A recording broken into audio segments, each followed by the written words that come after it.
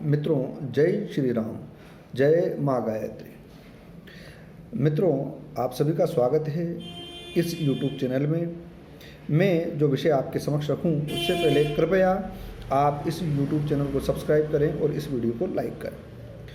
मित्रों, जिस विषय को आज मैं आप सबके समक्ष लेकर उपस्थित हुआ हूँ वो बड़ा गंभीर है कि कई विद्वानों का ये मानना है कि जो स्त्रियां हैं उन्हें गायत्री का और संदेह उपासना का अधिकार नहीं है, और कुछ विद्वानों का ये मानना है कि स्त्रियों को गायत्री और संदेह उपासना का विधान है।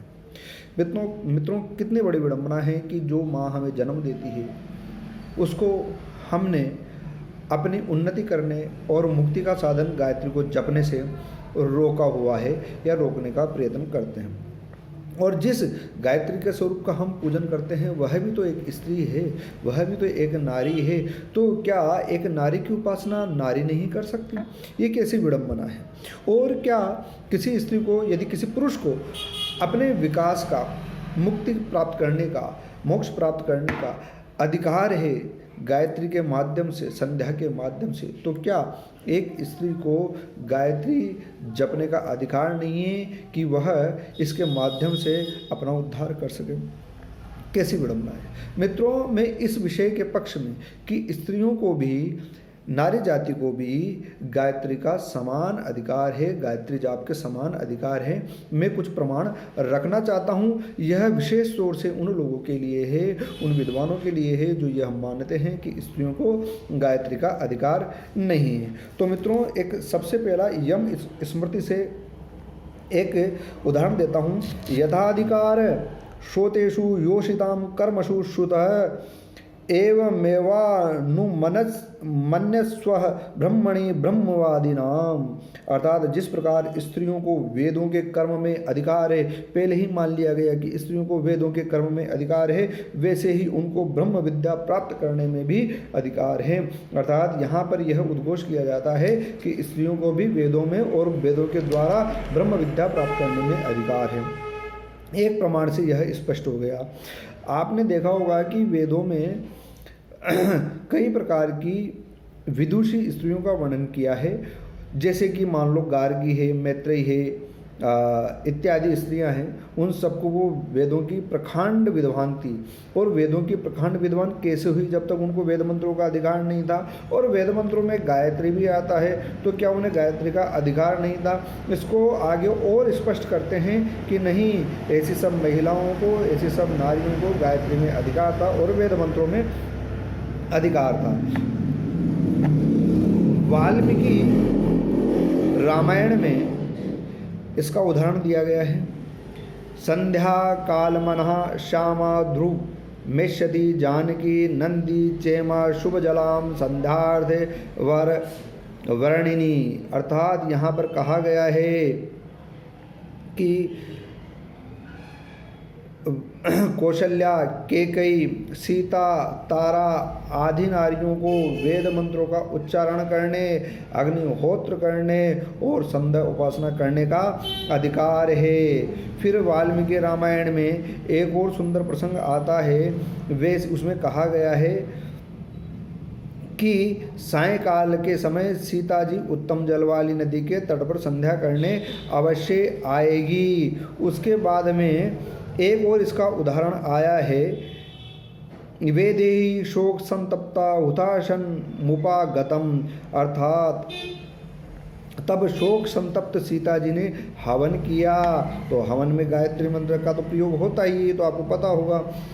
और इसके बाद में आता है तदा सुमंत्रम मंत्रज्ञा केकई प्रत्युवाच है। वेद मंत्रों को जानने वाली केकई ने सुमंत्र से कहा, तो वो वेद मंत्रों को कैसे जानेगी?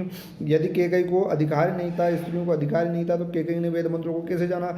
इस वाल्मीकि रामायण के इन प्रमाणों से यह स्पष्ट होता है कि स्त्रियों को भी वेद मंत्रों में और गायत्री मंत्र का अधिकार था।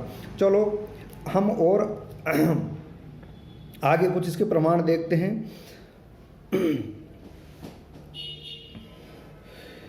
गायत्री मंत्र के प्रमाण के संबंध में यम संहिता से एक और उदाहरण आया है। पुरा कल्पे तु नारिणाम मोंजी बंधन मिष्यते अध्यापनम च वेदानाम सावित्री वाचनम तथा प्राचीन समय में स्त्रियों को मौंज बंधन वेदों को पढ़ना पढ़ाना तथा गायत्री का उपदेश यथेष्ट था। इससे यह प्रमाणित होता है कि प्राचीन काल में स्त्रियों को गायत्री मंत्र का अधिकार था।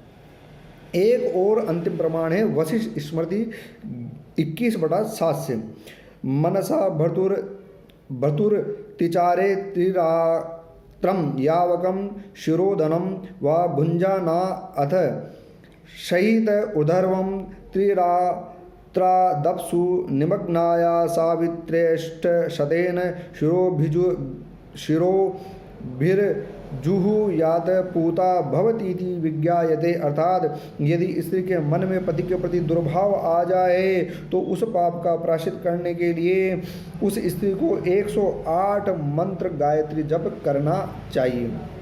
तो मित्रों, यहाँ मैंने काफ़ी प्रमाण दिए कि किसी स्त्री को गायत्री मंत्र का अधिकार है और हर स्त्री गायत्री मंत्र का जाप कर सकती है, अपना उद्धार कर सकती है, वह मुक्ति को प्राप्त कर सकती है और गायत्री मंत्र का लाभ उठा सकती है।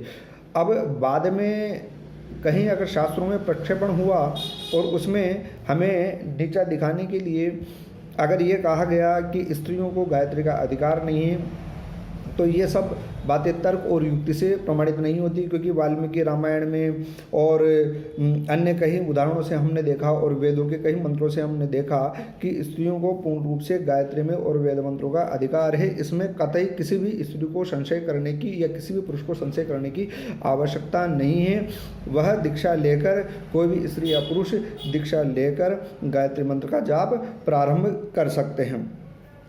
अब जो मैं अपना विचार रखना चाहता हूँ वह यह है कि आप सभी मित्रों को इस बात को ज़्यादा से ज़्यादा शेयर करना चाहिए और समझना चाहिए कि किसी भी स्त्री को, जो हमारे माँ स्वरूप है, उसको यह अधिकार मिला हुआ है कि वह गायत्री का जाप करे, वह संध्या उपासना करे, क्योंकि माँ जानकी के संध्या उपासना का वर्णन वाल्मीकि रामायण में हमने देखा है। तो मित्रों, आज के लिए इतना ही है। अगर वीडियो पसंद आया हो तो आप इसको लाइक करें, यूट्यूब चैनल को सब्सक्राइब करें और शेयर करें। जय श्री राम, जय माँ गायत्री।